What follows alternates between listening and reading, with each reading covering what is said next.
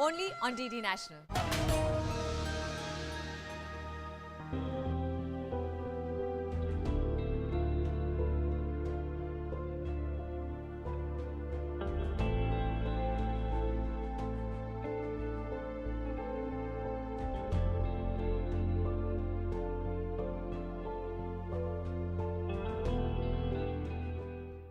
आदाब। ख्वातीन को सिंफिल नाजुक कहा जाता है, पर गौर करने वाली बात यह है कि वही ख्वातीन मर्दों को हर शोबे में टक्कर दे रही हैं। वो ना सिर्फ एक मकान को हर रिश्ता देकर घर बनाती हैं, बल्कि दहलीज के उस पार माशी सतह पर भी एक कलीदी किरदार निभा रही हैं। वो किसी सुपर हीरो की तरह अपनी हर जिम्मेदारी को बड़ी ही सलाहियत के साथ अंजाम देती हैं, पर कभी कभार अपनी सेहत को नज़रअंदाज करने की गलती कर बैठती हैं और अक्सर बढ़ती जिम्मेदारियों के चलते नफ्सियाती और जिस्मानी परेशानियों का शिकार बन जाती हैं। अक्सर अपने घर के अफराद का ख्याल रखते रखते अपनी सेहत को नज़रअंदाज कर बैठती हैं और अनचाहे इमराज का शिकार हो जाती हैं।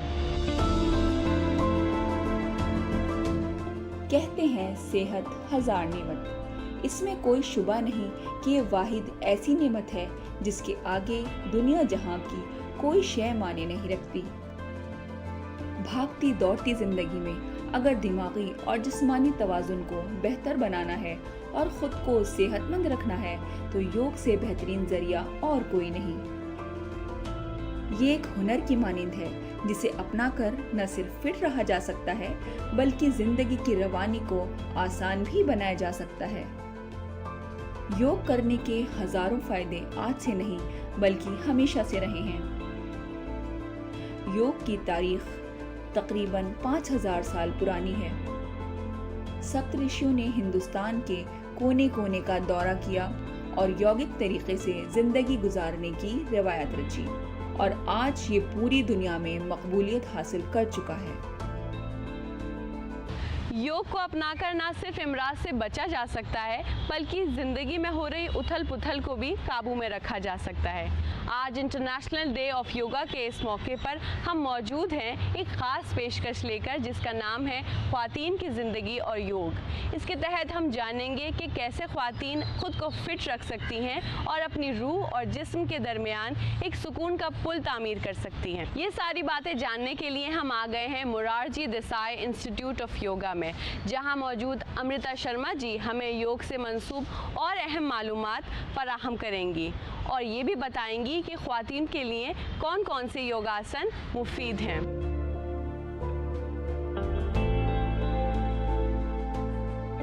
आइए नाजरीन, खैर मकदम करते हैं अमृता शर्मा जी का और उनसे पूछते हैं योग से जुड़े कुछ सवालात।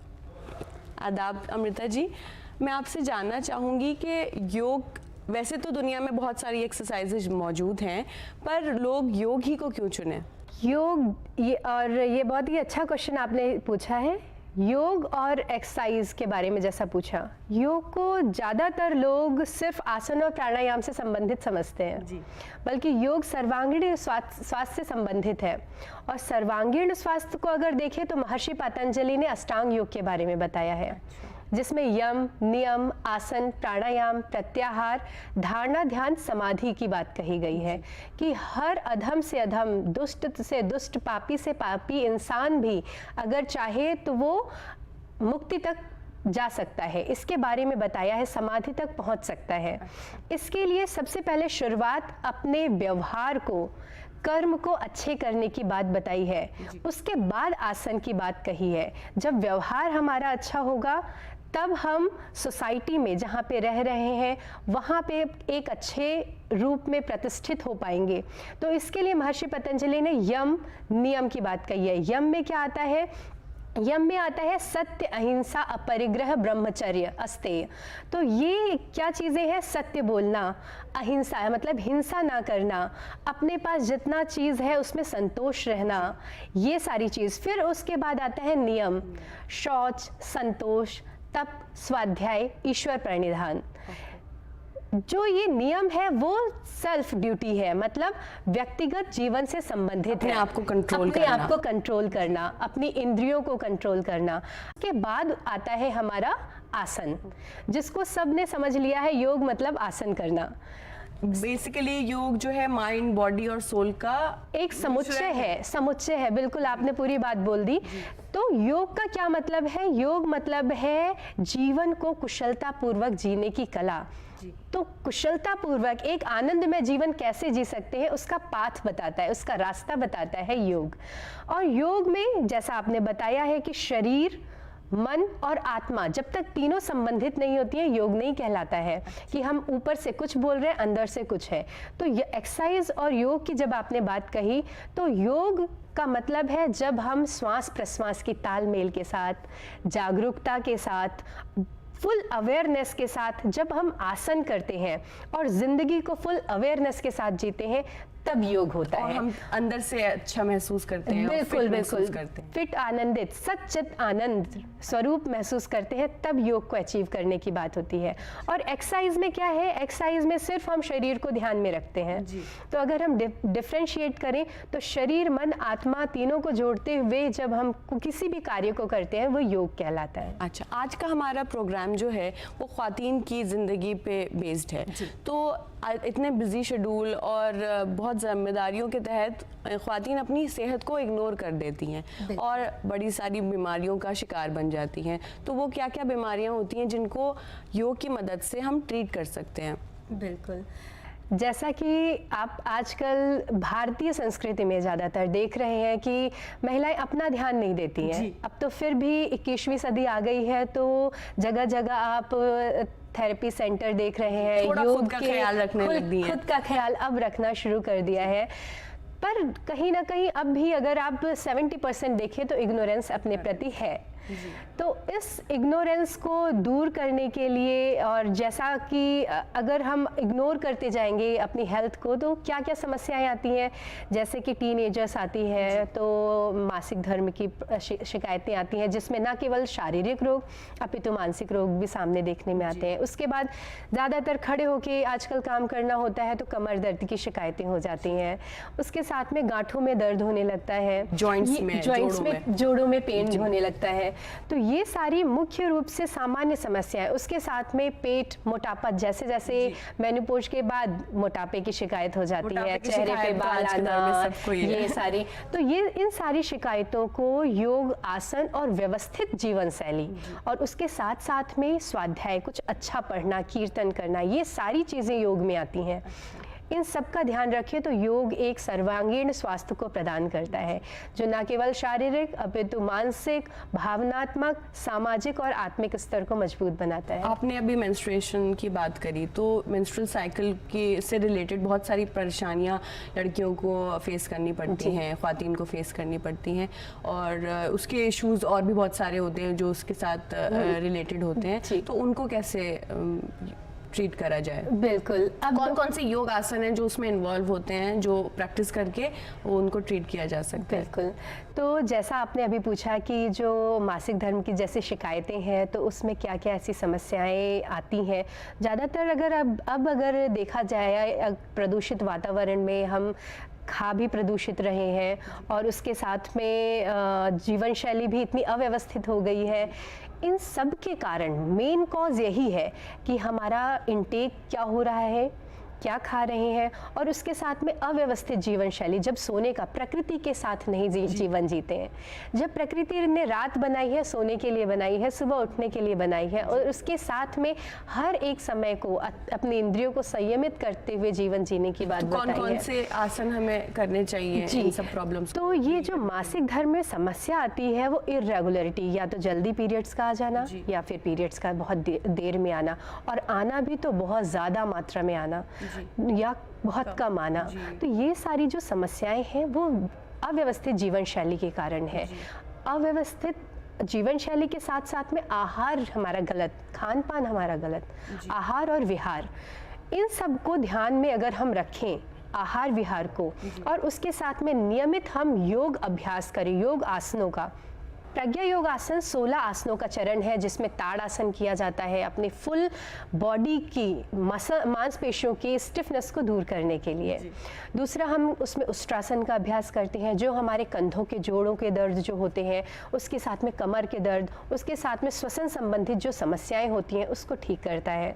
तो जो प्रेगनेंसी रिलेटेड इश्यूज होते हैं फीमेल्स को, ख्वातीन को, उसमें क्या योगदान है? अच्छा, जैसे आप अगर बात करें मिसकैरेज जैसे हो जाना, अर्ली प्रेगनेंसी और मिसकैरेज, जी जी जी, और जो हेल्दी प्रेगनेंसी है उनमें भी कैसे मदद करता है? बिल्कुल बिल्कुल, जैसे मिसकैरेज हो जाना, ये सारी जो प्रॉब्लम आजकल देखने में ज़्यादातर आ रही हैं वो कहीं ना कहीं मानसिक रूप से, शारीरिक रूप से तो बाद में दिक्कतें दिखती हैं, मानसिक रोग पहले हो जाते हैं क्योंकि वो पहले से ही सहन शक्ति होनी चाहिए महिलाओं में, ऐसा सब मान के चलते हैं।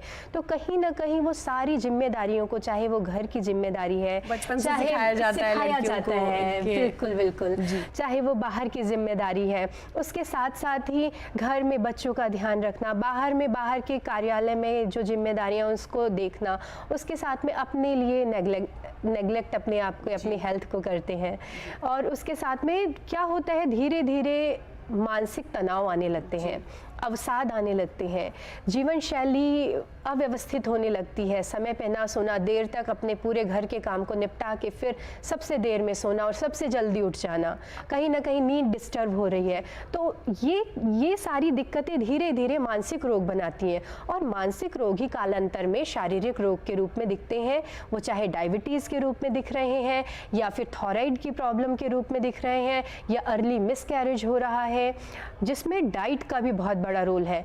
क्या है कि आजकल जो औरतें हैं वो डाइट में बासी कुसी जो भी बचा है वो खा लेना, फ्रेश फूड जिसके लिए बोला है सात्विक भोजन, डाइट, बिल्कुल फ्रूट्स और बिल्कुल जो जल्दी पच जाए, ऐसी चीज़ों को बोला है। तो वो चीज़ों को ना देखते हुए जो बासी भोजन, दुर्गंध युक्त भोजन जो किया जा रहा है उसका बहुत ज़्यादा फास्ट फूड खा रहे हैं, बहुत सारे नॉनवेज का भी यूज़ कर रहे हैं। तो ये सब चीज़ हमारे डाइजेस्टिव सिस्टम में धीरे धीरे पाचन पचाती है। और फ्रूट अगर खा रहे हैं, प्राकृतिक भोजन कर रहे हैं, वो जल्दी पचता है नॉर्मली, बिल्कुल बिल्कुल। तो ये चीज़ें अगर आप ज़्यादा मात्रा में पानी पी रहे हैं, तो मैं सभी महिलाओं को कहूँगी कि सुबह सुबह गुनगुना पानी, बासी मुँह ज़रूर वो पिएं अगर मुंह का कोई रोग नहीं है जी। ये सलाइवा के साथ जब पानी, गर्म पानी जाता है तो हमारे शरीर में सुबह के समय से ही टॉक्सिन को बाहर निकालने का काम शुरू हो जाता है। फैट भी कट करते हैं। बिल्कुल बिल्कुल, फैट कट करने के लिए आप थोड़ा सा उसमें नींबू और थोड़ा शहद डालें जिससे कि बहुत ज़्यादा उपयोगी हो। तो ये खाने के बारे में, और खाना जब हमारा आहार विहार संतुलित हुआ, अब आता है जीवन शैली को व्यवस्थित करना। जीवन शैली, सुबह उठना और रात में टाइम पे सोना, ये ठीक हो जाए तो पूरा जीवन शैली, इन्हीं सब चीज़ों की वजह से पीसीओडीज और थायराइड, ये हार्मोनल इश्यूज बहुत ज़्यादा कॉमन हो रहे हैं। तो उसको ट्रीट करने के लिए क्या करना चाहिए? जैसे आपने बोला पीसीओडी की समस्या, पीसीओडी ज़्यादातर जो हमारे में, हाँ, जैसे जैसे 10 में आपको एक को देखने को मिल जाएगा पीसीओडी की प्रॉब्लम। मैस्कुलाइन उसमें कैरेक्टरिस्टिक ज़्यादा आ जाती हैं, जिसमें चेहरे पे बाल आना, अनचाही जगह पे ज़्यादा बाल आना, और उसके साथ में ही अगर हम देखें तो ये मस्कुलर हमारे हो जाते हैं, शोल्डर, उसके साथ में तो कहीं ना कहीं वो समाज से कटने की कोशिश करती हैं और अपने अंदर हीन भावना लेकर आती हैं पीसीओडी, जिनमें ये कैरेक्टरिस्टिक होती हैं। और उसके साथ साथ ही उनमें अवसाद की समस्याएं आने लगती हैं। मैं कौन से आसन इनको मदद करते हैं? अच्छा, अगर हम इम्बैलेंसेस को, जी जी जी, क्योंकि इम्बैलेंस इसमें हार्मोन्स का हुआ, इसमें इंसुलिन कहीं ना कहीं गड़बड़ाया, जो महिलाओं से संबंधित जितनी भी समस्या हैं उसको ठीक करते हैं, हार्मोन्स को बैलेंस करते हैं। पर शर्त यही है, कंटिन्यूटी एंड रेगुलरिटी। जिस भी चीज़ में कंटिन्यूटी और रेगुलरिटी है वो अपने अच्छे परिणाम दिखाकर ही रहेगा। जी बेशक। और मैं ये भी जानना चाहूँगी कि फीमेल्स जो होती हैं, ख्वातीन होती हैं, अपनी जिम्मेदारियों के चलते अपने आप को बिल्कुल ही नेगलेक्ट कर देती हैं, और जब नेगलेक्ट कर देती हैं उसके बाद उनको एंजाइटी और डिप्रेशन, इस टाइप की परेशानियों का सामना करना पड़ता है। तो उसके लिए क्या योगासन हमें मददगार होंगे? आपने जैसे बात करी स्ट्रेस, एग्जाइटी और डिप्रेशन, इन दोनों में दो अलग अलग ट्रीटमेंट होता है। क्यों? डिप्रेशन की जो तरीका है, डिप्रेशन में निराशा की स्थिति आ जाती है, उनको एक्टिव करना पड़ता है, और उल्टा चिंता, स्ट्रेस, एग्जाइटी में एनर्जी का लेवल बहुत बढ़ जाता है और अनियमित एनर्जी होती है, तो उनको शांत करना पड़ता है। तो दोनों का, डिप्रेशन का ट्रीटमेंट यौगिक अलग होगा, स्ट्रेस का ट्रीटमेंट अलग होगा। डिप्रेशन में जो पेशेंट है उनके लिए योग, निद्रा, ध्यान जैसी चीज़ लाभकारी नहीं है।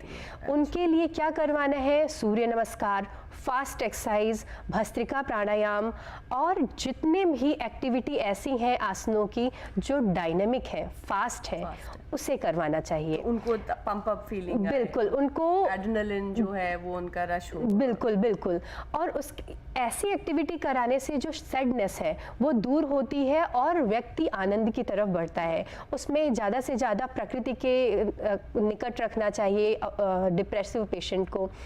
जिनको अवसाद है उनको ज़्यादा से ज़्यादा गीत सुनना चाहिए, उनको फास्ट एक्टिविटी करनी चाहिए, दौड़ना, मॉर्निंग वॉक करना चाहिए, और आसन प्राणायाम कंटिन्यूटी, रेगुलरिटी के साथ करने चाहिए। और जो स्ट्रेस और ये एंजाइटी पेशेंट्स हैं उनको क्या करना चाहिए? जो स्ट्रेस और एग्जाइटी में है उनको, उनके लिए जो मुख्य रूप से बोला गया है ध्यान, प्राणायाम। प्राणायाम में अनुलोम विलोम प्राणायाम, भ्रामरी प्राणायाम, उसके साथ में प्रज्ञा योग का अभ्यास, साथ में संधि संचालन का अभ्यास। क्योंकि कोई भी मानसिक समस्या हो उसमें धीरे धीरे मांसपेशियां स्टिफ होने लगती हैं, सेनेब्रल फ्लूइड धीरे धीरे सूखने लगता है, घुटने, जोड़ों के दर्द हो जाते हैं। तो ऐसी स्थिति में जो स्ट्रेस में है, एग्जाइटी में है, उनको संधि संचालन के अभ्यास, प्रज्ञा योग अभ्यास और ऐसे अभ्यास जिसमें स्पाइनल स्टिफनेस दूर हो, जिसमें शशांक भुजंग आसन है, ये सब आसन करने चाहिए जो लाभकारी परिणाम दिखाएंगे। वैसे तो आपने मुझे बताया कि एक अच्छा लाइफस्टाइल, अपने शेड्यूल को अच्छे से फॉलो करना बहुत चाहिए, ज़रूरी है। बट आज के दौर में थोड़ा सा मुश्किल हो जाता है। ख्वातीन का जो सुबह का वक्त होता है वो अक्सर मसरूफियात से भरा हुआ होता है, उनको वो कतरा जाती हैं, अवॉइड कर देती हैं योग को अमल करना। तो उसके लिए कोई और वक्त है जिस टाइम वो अपने ऊपर ध्यान दे सकें और योगा कर सकें? बिल्कुल। ये एक ऐसा क्वेश्चन है जो बिल्कुल सही है कि सुबह और शाम के समय सबसे बिजी शेड्यूल होता है, और उसके बाद दिन में बिल्कुल योग किया जा सकता है, आसन किए जा सकते हैं। अगर आसन को योग का मतलब है आसन और प्राणायाम ही नहीं है, योग का मतलब होलिस्टिक लाइफ है। तो अगर आसन प्राणायाम की बात अगर आप कर रहे हैं तो वो ज़रूर कर सकती हैं दिन के टाइम में। लंच से पहले एक ऐसा टाइम बना ले जिसमें रेगुलर और कंटिन्यूटी के साथ आसन का अभ्यास करें। बेसिकली खाली पेट होना चाहिए। इसके लिए ज़रूरी है कि खाली पेट हो, यूरिनरी ब्लैडर खाली हो। अगर हमने खाना भी खाया है तो लगभग 3.5 से 4 घंटे हो गए हों, इस बीच में अभ्यास किया जा सकता है। तो दिन का भी एक टाइम ऐसा है जिसे अगर एक फिक्स टाइम कर लें तो उसमें अभ्यास किया जा सकता है। कंटिन्यूटी और एक पर्टिकुलर टाइम पे ही करा जाए। और शाम में कर सकती हैं क्या? बिल्कुल, सबसे अच्छा टाइम बोला गया है सुबह, प्रातःकालीन टाइम समय बोला गया है, जिसमें कि ऑक्सीजन की मात्रा हमारी प्रकृति में अच्छी होती है। तो उस समय जब हम अभ्यास करते हैं तो हमारी लंग्स में भी ऑक्सीजन भरती है, मांसपेशियां ज़्यादा फ्लेक्सिबल बनती हैं। अब जैसे जैसे दिन होने लगता है वैसे वैसे इन्वायरमेंट में पॉल्यूशन बढ़ता है, इसलिए योग या प्राणायाम या आसनों के अभ्यास के लिए सुबह और शाम का समय उचित माना गया है। पर अगर समय नहीं है और सुबह और शाम के टाइम ज़्यादा बिजी है तो वो दिन के टाइम कर सकती है लंच से पहले। ओके, बहुत बहुत शुक्रिया अमृता शर्मा जी, हमें योग से रिलेटेड इतनी सारी मालूमात फराहम कराने के लिए।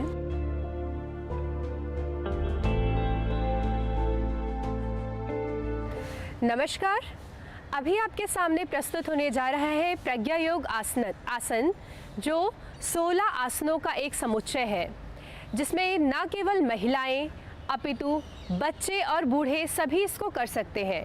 इसमें प्राणायाम, आसन, मंत्र और मुद्राओं का एक समूह है, जिसके माध्यम से शारीरिक रूप से हमें बल प्रदान होता है, उसके साथ साथ ही मानसिक और भावनात्मक पक्ष को भी सबल बनाने में प्रज्ञा योगासन बहुत ही लाभकारी है। तो आपके सामने प्रस्तुत है प्रज्ञा योग आसन। प्रज्ञा योग आसन में 16 आसनों का समूह है, जिसमें 12 आसन अलग अलग हैं और उसके पश्चात आसन मिला के किए जाते हैं या उसके बाद रिपीट किए जाते हैं। तो इस प्रकार 16 आसनों का समुच्चय प्रज्ञा योग आपके सामने प्रस्तुत है। प्रज्ञा योग आसन के पहले आसन में आता है ताड़ासन। ताड़ासन के लिए श्वास भरते हुए दोनों हाथों को ऊपर की तरफ उठाएं, कोहनी को सीधा करते हुए श्वास भरते हुए पैर के पंजों पे खड़े हो जाएं। पहला अभ्यास है ताड़ासन। श्वास छोड़ते हुए पादहस्तासन की स्थिति, दोनों हाथों को दोनों पैरों के बगल बगल रख देंगे। 3 वज्रासन की स्थिति, घुटने को मोड़ते हुए दोनों हाथों को अपने पैर के घुटने पर रखेंगे, गर्दन एक सीध में, आंखें बंद। धीरे से आंखों को खोलेंगे। 4 उष्ट्रासन। उष्ट्रासन हमारे श्वसन तंत्र को मजबूत बनाता है। 5 योग मुद्रा, हाथ को पीछे लॉक करते हुए वज्रासन की स्थिति में बैठते हुए फोरहेड को जमीन से लगाएं, श्वास छोड़ते हुए हाथ की हथेलियां ऊपर उठा के रखें, कोहनी को सीधा करने का प्रयास करें। 6 अर्ध ताड़ आसन की स्थिति, श्वास भरते हुए आंखों को ऊपर, नजरें ऊपर, आसमान की तरफ देखें।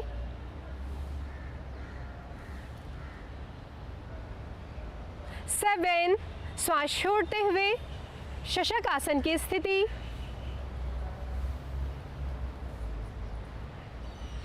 8 भुजंगासन। श्वास भरते हुए कमर को सीधा करते हुए, कोहनी को सीधा करते हुए, नजरें आसमान की तरफ।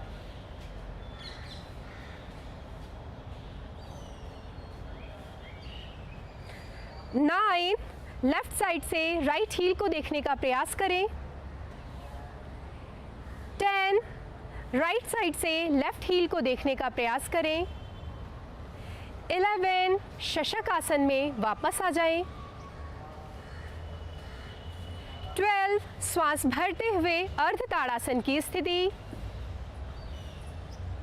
हाथ की हथेलियों को एक दूसरे के देखते हुए रुख। 13 उत्कट आसन, दोनों हाथों को जोड़ते हुए पैर के पंजों पे बैठने का प्रयास करें। 14 श्वास छोड़ते हुए दोनों हाथ की हथेलियों को जमीन पे रखते हुए पादहस्तासन की स्थिति। 15 श्वास भरते हुए ताड़ासन की स्थिति, पैर के पंजों पे श्वास भरते हुए खड़े हो जाइए। 16 ओमकार के उच्चारण के साथ समापन करेंगे।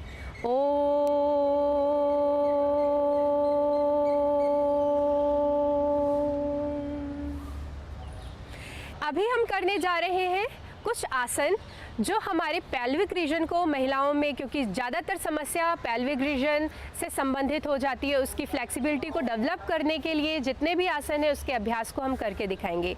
तो उसमें सबसे पहला अभ्यास है भद्रासन का अभ्यास। भद्रासन के लिए वज्रासन में बैठें। सबसे पहले दोनों पैरों को सामने से मिलाते हुए अपने पेल्विक रीजन के पास लाएं और दोनों हाथ की उंगलियों को लॉक बनाते हुए अपने पैर के पंजों को पकड़ने का प्रयास करें। ज़्यादा से ज़्यादा अपने घुटने को ज़मीन से लगाने का प्रयास करें, आँखों को बंद कर लें। ये है भद्रासन। भद्रासन करने से हमारे पेल्विक रीजन की मांसपेशियां ओपन होती हैं, खुलती हैं। उसके साथ साथ ही मासिक धर्म से संबंधित जो समस्याएं महिलाओं को ज़्यादातर सामना करना पड़ता है उसमें भी लाभ प्रदान होता है।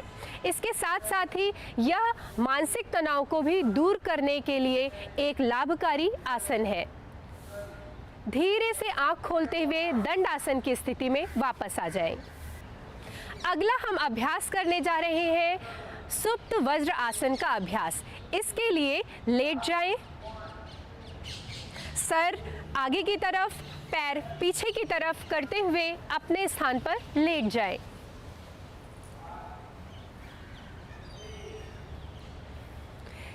यहीं से ही दाहिने पैर को दाहिने घुटने से मोड़ते हुए दाहिनी तरफ ले आएं, बाएं पैर को बाएं घुटने से मोड़ते हुए बाईं तरफ जंघा के बगल बगल रख दें। इस प्रकार वेरिकोज वेन्स में भी एक बहुत ही लाभकारी आसन के रूप में सुप्त वज्रासन है। तनाव को दूर करने के लिए एक लाभकारी आसन है। अब दोनों हाथों को कोहनी से मोड़ते हुए अपने सर के ऊपर लॉक बनाते हुए रख लें। आंखों को बंद करें। कुछ समय तक इसी स्थिति में बने रहें। सुप्त वज्रासन हमारे शरीर की मांसपेशियों को लचीला बनाता है, साथ ही साथ जंघा में जो वेरिकोज वेन्स की समस्या हो जाती है उससे निजात लाने के लिए, उसे दूर करने के लिए भी एक बहुत ही लाभकारी आसन है। तो हर आसन को नियमित रूप से करने से आप अपने शरीर में एक सकारात्मक लाभकारी प्रभाव अनुभव करेंगे। अगला हम अभ्यास करने जा रहे हैं एक एक पैर से अर्ध हल आसन का अभ्यास। अर्ध हल आसन के अभ्यास में दोनों पैरों को श्वास भरते हुए 90 डिग्री कोण में ऊपर की तरफ उठाएं।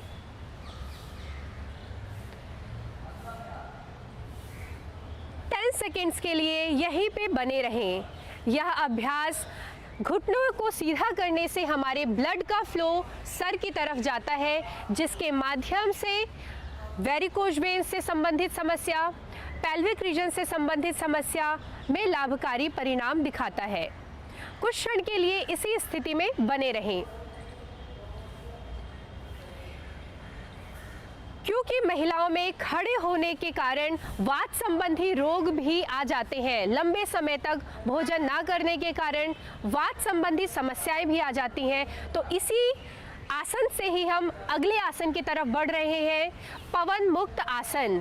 पवन मुक्त आसन यहीं से ही आगे करते हैं। दोनों पैरों के घुटने को मोड़ते हुए घुटने को छाती के निकट तक लाएं।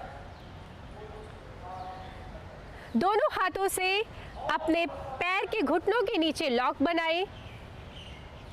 श्वास भरें, श्वास छोड़ते हुए अपने सर को अपने घुटनों के बीच में लेकर आएं। आंखों को बंद करें। कुछ देर तक श्वास बाहर निकाल के ही इसी स्थिति में बने रहें। पवन मुक्त आसन वायु संबंधित विकारों को दूर करने के लिए एक लाभकारी आसन है। पुनः श्वास भरते हुए सर को नीचे रखें, लॉक को खोलें, घुटने को सीधा करें, धीरे धीरे श्वास छोड़ते हुए पैर को नीचे की तरफ लेकर आए। शवासन में विश्राम करें। अभी आपने देखा उत्तान मंडूकासन, भद्रासन, पवन मुक्त आसन, अर्धहल आसन का अभ्यास। ये सभी आसन न केवल हमें मानसिक रूप से सबल बनाते हैं, अपितु शारीरिक रूप से भी हमारे पूरे शरीर की मांसपेशियों को दृढ़ता प्रदान करते हैं। और मुख्य रूप से जितने भी आपने आसन किए उससे हमारी thighs muscles, pelvic region strong बनता है।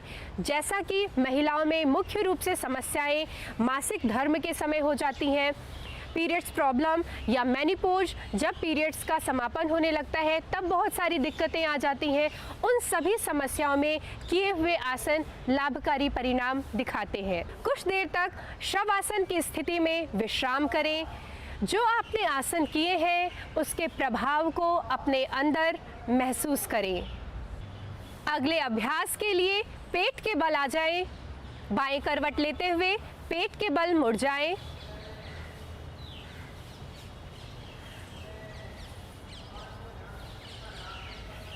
अगला हम अभ्यास करने जा रहे हैं जिसे कहते हैं शलभासन। शलभासन का अभ्यास एक एक पैर से शुरू करेंगे। ये अभ्यास कमर दर्द जैसी शिकायतों को दूर करने में लाभकारी परिणाम दिखाता है। शलभासन पहले एक एक पैर से, फिर दोनों पैरों से एक साथ करके आपके सामने प्रस्तुत किया जाएगा। शलभासन के लिए दोनों हाथों की उंगलियों को मिलाते हुए हाथ की हथेलियां आसमान की तरफ रहेंगी। जंघाओं के नीचे दोनों हाथों को लेकर जाएं। दोनों पैरों को पीछे से मिला लें। अब श्वास भरते हुए दाहिने पैर को जितना घुटने को सीधा करते हुए ऊपर ले जा सकते हैं, ऊपर ले जाने का प्रयास करें। श्वास भरते हुए 1, घुटना बिल्कुल सीधा। श्वास छोड़ते हुए पैर को नीचे रखें 2। अब यही प्रक्रिया बाएं पैर से दोहराएं। बाएं पैर को श्वास भरते हुए उठाएं 1, श्वास छोड़ते हुए बाएं पैर को नीचे रखें 2। पुनः दाहिने पैर से इसी अभ्यास को दोहराएं 1, श्वास छोड़ते हुए पैर को नीचे रखें 2। पुनः बाएं पैर से इसी अभ्यास को दोहराएं 1, श्वास छोड़ते हुए पैर को नीचे की तरफ रखें 2। अब यही प्रक्रिया दोनों पैरों से दोहराएं। शलभासन कमर दर्द को दूर करने का एक लाभकारी आसन है। श्वास भरते हुए दोनों पैरों को एक साथ उठाएं।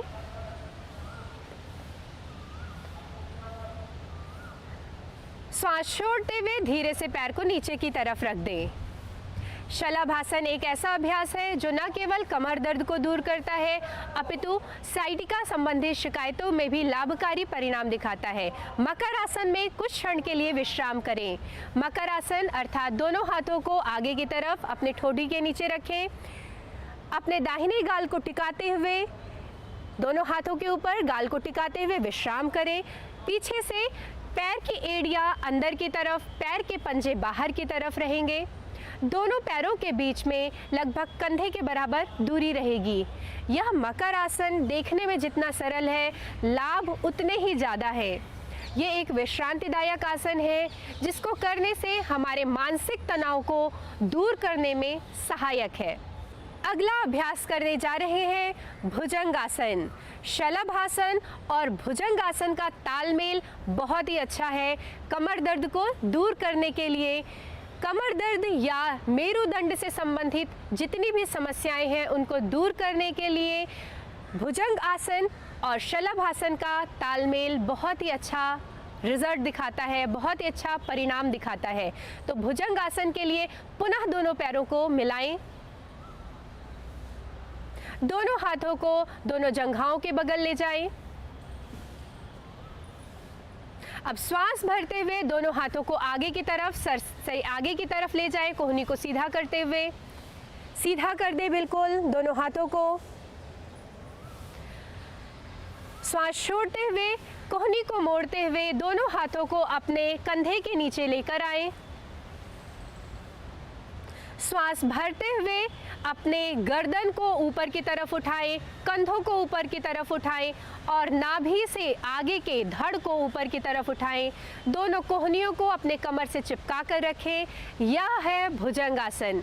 भुजंगासन का अभ्यास करने से हमारे कंधे की जकड़न, श्वसन तंत्र को मजबूती मिलती है। उसके साथ ही साथ कमर दर्द की समस्या में लाभकारी परिणाम दिखाता है, जो आजकल महिलाओं में ज़्यादातर ये समस्या देखी जाती है। कुछ क्षण के लिए इसी स्थिति में बने रहें। शुरुआती दौर में कम से कम 5 से 10 सेकेंड एक आसन में बने रहें। उसके बाद नियमित तौर पर करने पर इस आसन के समय अवधि को बढ़ाते रहें। धीरे से श्वास छोड़ते हुए मकर आसन में विश्राम करें। अभी आपने देखा शलभासन और भुजंगासन का अभ्यास। ये भी महिलाओं की समस्या में लाभकारी परिणाम दिखाता है। अभी हम आपको करके दिखाने वाले हैं धनुरासन का अभ्यास। धनुरासन के लिए दोनों पैरों को घुटने से मोड़ें, बाएं हाथ से बाएं टखने को पकड़ें और दाहिने हाथ से दाहिने टखने को पकड़ें।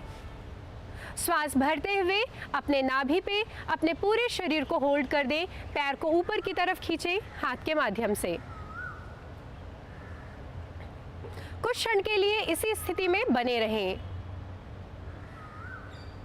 यह आसन हमारे शरीर की जो भी कमियां हैं, जैसे पीठ का कुबड़ निकल जाना, शोल्डर फ्रोजन हो जाना, पीठ में दर्द, श्वसन तंत्र से संबंधित समस्या या नाभि का डिग जाना, इन सभी समस्याओं में लाभकारी परिणाम दिखाता है। धीरे से श्वास छोड़ते हुए वापस आ जाए। मकर आसन में विश्राम करें। अगला हम अभ्यास करने जा रहे हैं सर्वांगासन का अभ्यास। सर्वांगासन के अभ्यास के लिए पुनः बाएं करवट लेते हुए पीठ के बल आ जाएं। सर्वांगासन से पूर्व विपरीत करणी आसन का अभ्यास और उसके साथ साथ ही मत्स्य आसन का अभ्यास भी आपको करके दिखाया जाएगा। ये सभी आसन ब्लड के फ्लो को ब्रेन की तरफ ले जाते हैं, तो वेरिकोज वेन से संबंधित समस्याएं, इसके साथ में ही छाती में जकड़न या फिर श्वसन संबंधी समस्याओं में लाभकारी परिणाम दिखाता है। तो पहला हम पीठ के बल लेटकर करेंगे अभ्यास मत्स्य आसन का अभ्यास। मत्स्य आसन के लिए अपने दाएं पैर को मोड़ते हुए बाएं जंघा पे रखें। बाएं पैर को मोड़ते हुए दाहिनी जंघा पर रखकर पद्मासन की स्थिति बनाएं। अब दोनों हाथों को सर के ऊपर रखें और एक अच्छा छाती पर उभार देते हुए एक कर्व बनाएं। अब दोनों हाथों से दोनों पैरों के अंगूठे को पकड़ें और कोहनी को जमीन से लगाएं। मत्स्य आसन एक बहुत ही लाभकारी आसन है, जिसके माध्यम से पीठ से संबंधित जकड़न को दूर करने, साथ ही साथ मूर्धा स्थान जमीन पर लगता है, जिसके माध्यम से हमारे मर्म स्थान दबते हैं। और इसके साथ साथ ही पेल्विक रीजन अगर आप देख रहे हो तो पद्मासन करने से पेल्विक रीजन भी ओपन होता है। जो महिलाओं से संबंधित जितनी भी समस्या है, मत्स्यासन उसमें अत्यंत लाभकारी परिणाम दिखाता है। धीरे से दोनों हाथों का सहारा लेकर पुनः दोनों अपने सर को नीचे रखते हुए अपने दोनों पैरों को खोलते हुए सामान्य स्थिति में आ जाएं। शवासन की स्थिति में विश्राम करें। हम करने जा रहे हैं अनुलोम विलोम प्राणायाम। अनुलोम विलोम प्राणायाम के लिए बाएं हाथ की ज्ञान मुद्रा बनाएं, दाहिने हाथ की नासाग्र मुद्रा बनाएं। दाहिने हाथ से नाक को पकड़ें, बाईं नासिका से श्वास को भरें, पुनः बाईं नासिका को बंद करें, दाहिनी नासिका से श्वास को छोड़ें, पुनः दाहिनी नासिका से श्वास को भरें, बाईं नासिका से श्वास को छोड़ें। एक बार पुनः इसे दोहराएं। बाईं नासिका से श्वास को भरते हुए आप मंत्र का भी सहारा ले सकते हैं और काउंटिंग के साथ भी इसे कर सकते हैं। पुनः बाईं नासिका को बंद करें और दाहिनी नासिका से सांस को छोड़ें। पुनः दाहिनी नासिका से श्वास को भरें और बाईं नासिका से श्वास को छोड़ें। धीरे से दोनों हाथों को ज्ञान मुद्रा में लाते हुए विश्राम करें। सामान्य सांस प्रश्वास के माध्यम से अपने आप को स्थिर करें। अगला अभ्यास करने जा रहे हैं उज्जाई प्राणायाम। उज्जाई प्राणायाम थॉराइड की समस्या में, चाहे हाइपोथॉराइड है चाहे हाइपरथॉराइड है, इनकी समस्या में अत्यंत ही लाभकारी प्राणायाम है। इसके साथ साथ ही ब्लड प्रेशर, मधुमेह जैसी समस्या और उसके साथ साथ ही कफ जैसी दोषों को दूर करने के लिए यह अभ्यास बहुत ही लाभकारी है। हम करने जा रहे हैं उज्जाई प्राणायाम। दोनों हाथों को ज्ञान मुद्रा में रखें। श्वास नली को सिकोड़ते हुए श्वास को भरें। इस तरीके से श्वास को भरने से एक आवाज़, एक साउंड गर्दन से क्रिएट होगी।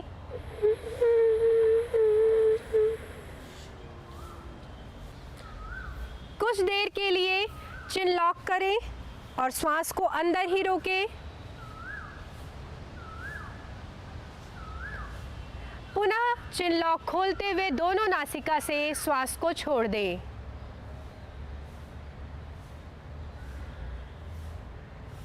एक बार पुनः दोहराएंगे। श्वास भरते हुए विंड पाइप में घर्षण करते हुए विंड पाइप को सिकोड़ते हुए श्वास को भरना है।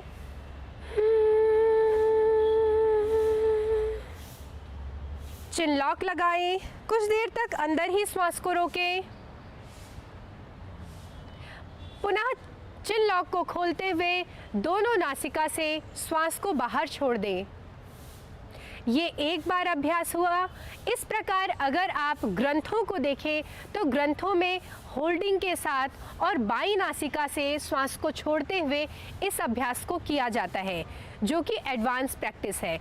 प्रारंभिक रूप से आप इसी अभ्यास को करें। यह है उज्जाई प्राणायाम। कुछ दिनों तक इस अभ्यास को करने के पश्चात उगते हुए सूर्य का ध्यान करते हुए इस अभ्यास को कर सकते हैं। ये अभ्यास नियमित रूप से करें। आसनों का अभ्यास, प्राणायाम का अभ्यास और ध्यान का अभ्यास। धीरे से दोनों हाथों को प्रार्थना मुद्रा में लाएं। एक बार ओमकार का उच्चारण करें। ओम।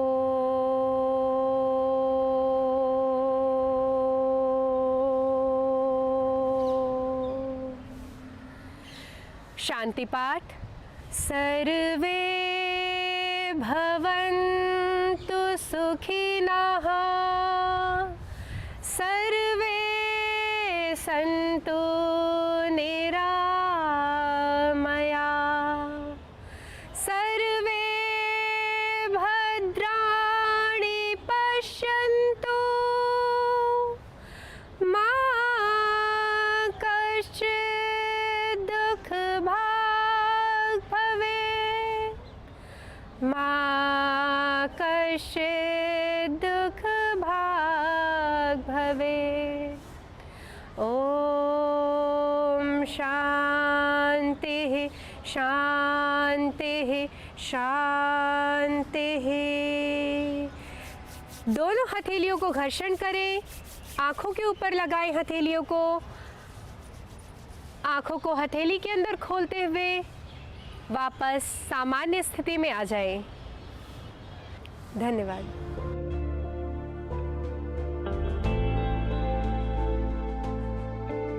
हम सभी की ये ख्वाहिश होती है कि हमारा हर दिन ज़िंदगी से भरपूर गुजरे।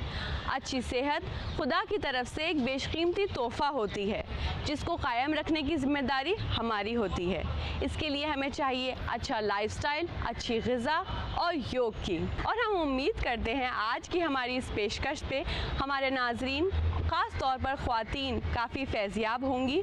और चलते चलते इंटरनेशनल डे ऑफ योगा के मौके पर ये कहना चाहूँगी कि योग को अपनी ज़िंदगी में अपनाएं और खुशगवार ज़िंदगी पाएं। खुदा हाफिज़।